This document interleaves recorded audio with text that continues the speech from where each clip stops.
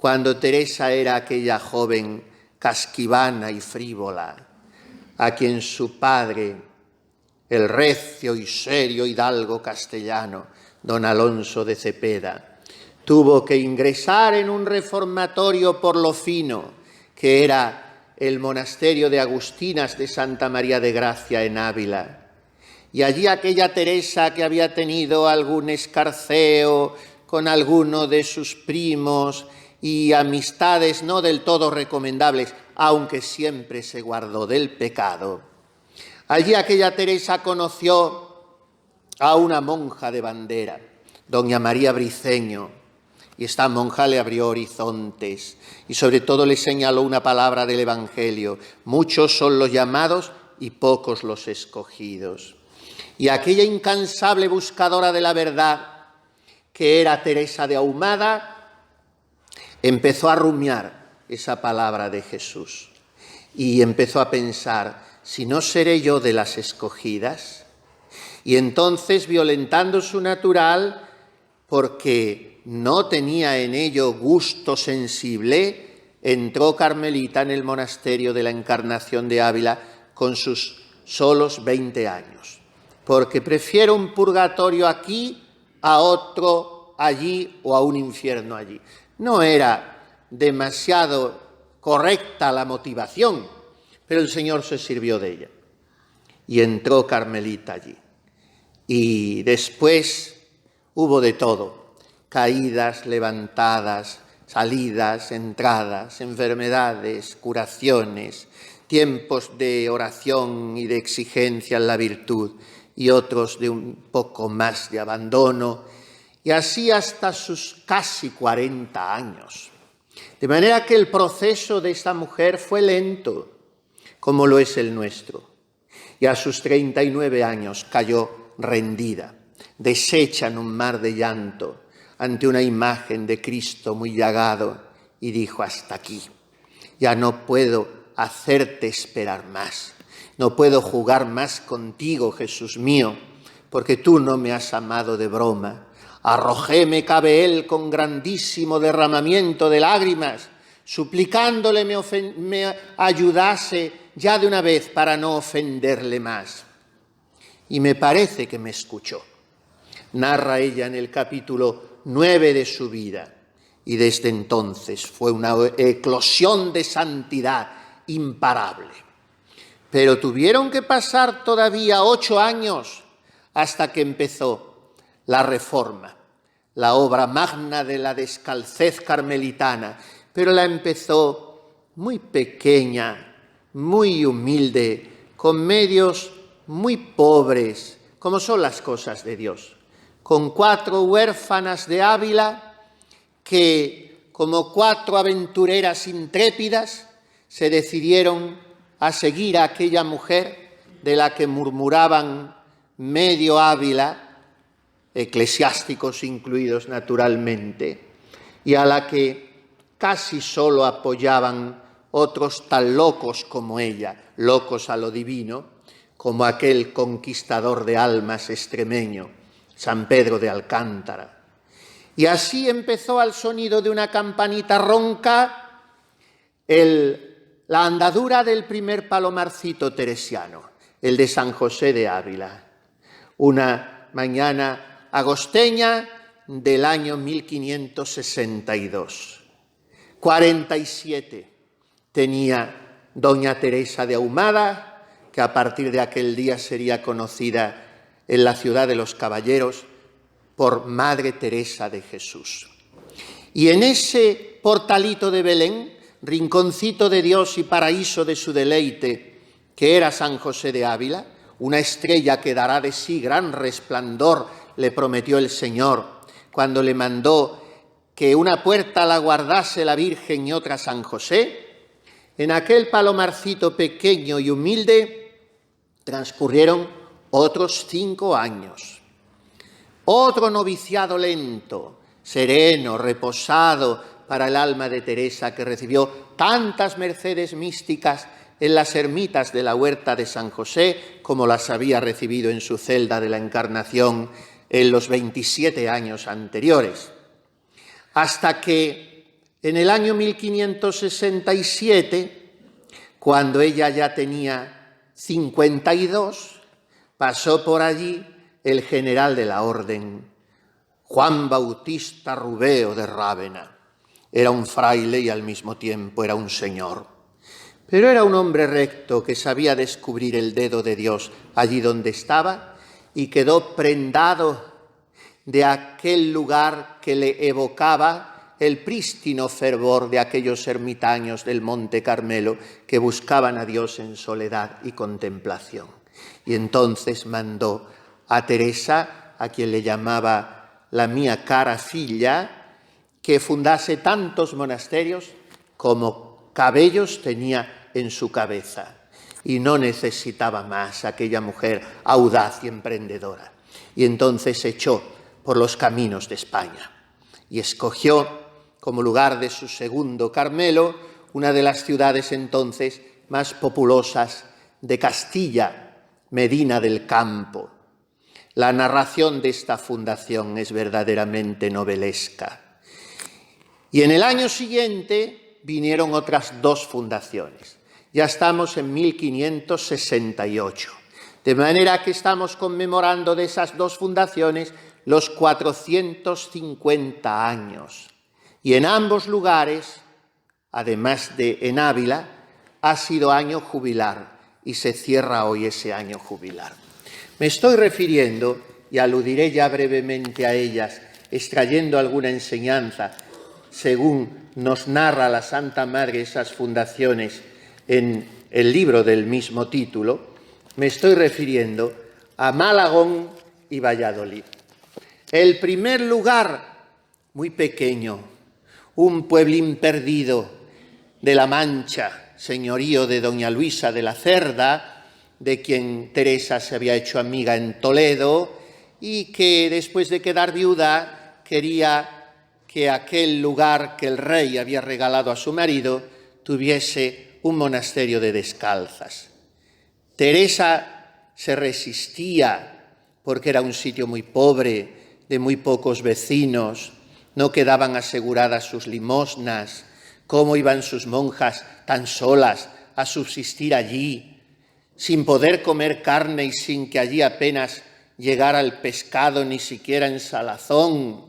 ¿Cómo hacer? Yo no le quería admitir en ninguna manera, por ser lugar tan pequeño, que forzado había de tener renta para poderse mantener, de lo que yo estaba muy enemiga.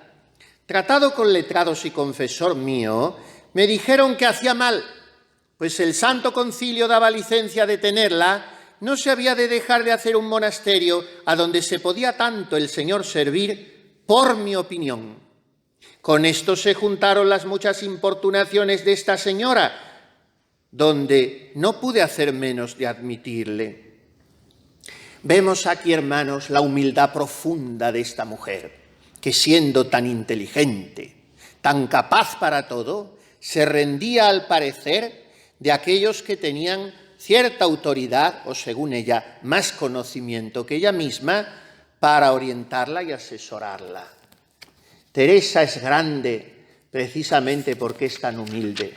Si en aquella situación se hubiera guiado solo por su parecer, no tendríamos hoy el Carmelo de Malagón, como en tantas otras situaciones de la vida de Teresa. Además, por ser una mujer práctica, sabía que lo mejor es enemigo de lo bueno.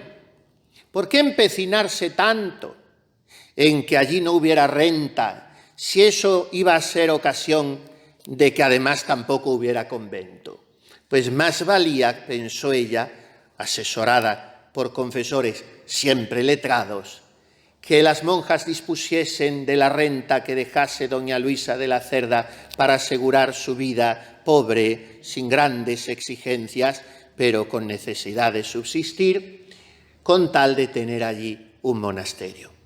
Y entonces, el día de Ramos de 1568, 11 de abril, fueron todas las fundadoras, encabezadas por la Santa Madre, con los velos delante del rostro y capas blancas, a la iglesia del lugar y de allí a la pequeña casita que haría provisionalmente de monasterio.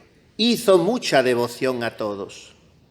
Y un día, de los pocos que se detuvo después allí la Santa Madre, cuenta: después de haber comulgado en oración, entendí de nuestro Señor que se había de servir en aquella casa. Este es el intento de todas sus fundaciones, que el Señor sea servido, que haya un sagrario donde su divina majestad sea adorada, consolada, acompañada. El intento de Teresa no es que sus fundaciones tengan principalmente una proyección externa, social. También la tendrán después de modo indirecto en los lugares donde se implanten, porque se verán transformados espiritualmente por la presencia de aquel puñado de mujeres escondidas.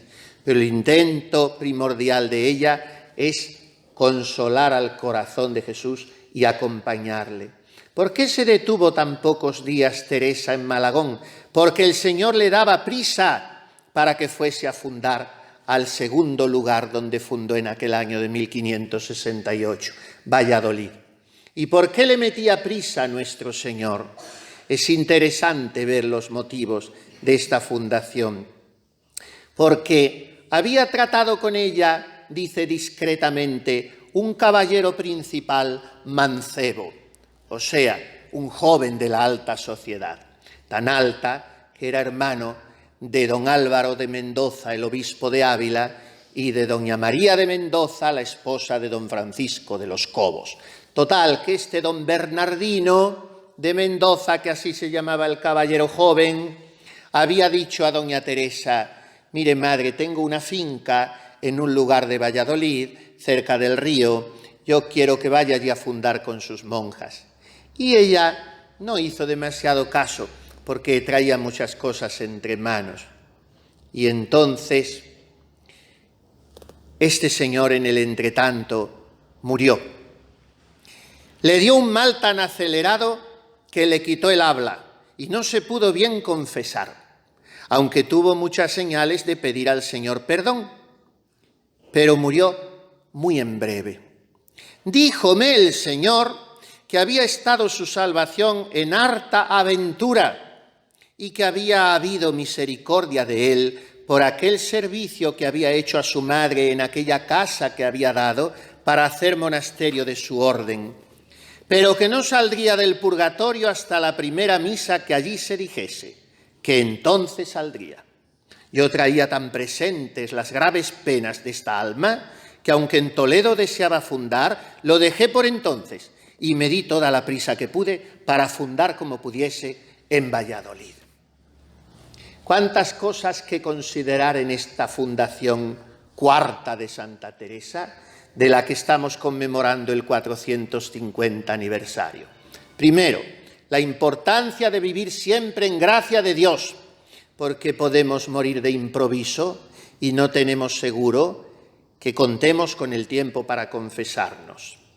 Segundo, la importancia de servir a la Santísima Virgen de cuantas maneras pudiésemos, porque aquel don Bernardino quizás se hubiese condenado, pero fue al purgatorio precisamente por haber ofrecido aquella finca a doña Teresa para que hiciese un convento de monjas descalzas.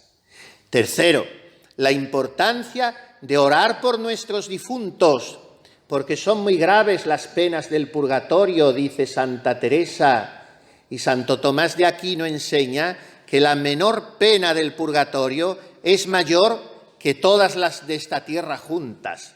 Por tanto, hemos de orar por nuestros difuntos para que salgan de ese lugar de purificación y vayan cuanto antes a gozar de Dios. Esto es lo que hizo Teresa por don Bernardino de Mendoza y por eso se dio prisa a fundar en Valladolid. Tanta prisa se dio ella que más se dio el Señor por recompensarla. Y cuando todavía no se había fundado el monasterio, el primer día que ella llegó a Valladolid, comulgando en la primera misa a la que asistió, veamos lo que nos cuenta. Estaba con nosotras el clérigo Julián de Ávila, que era el capellán de todas sus fundaciones. Y yo estaba bien descuidada que entonces se había de cumplir lo que el Señor me había dicho de aquel alma, porque aunque se me dijo la primera misa, pensé que había de ser la que se pusiese el Santísimo Sacramento. Viniendo el sacerdote a donde habíamos de comulgar, con el Santísimo Sacramento en las manos, llegando yo a recibirle, junto al sacerdote se me representó el caballero que he dicho, con rostro resplandeciente y alegre, puestas las manos. Me agradeció lo que había puesto por él para que saliese del purgatorio y fuese aquel alma al cielo. Y termina así su narración la Santa Madre. Gran cosa es lo que agrada a nuestro Señor, cualquier servicio que se haga a su madre, porque por aquel servicio había salido don Bernardino del purgatorio gracias a la oración de Teresa.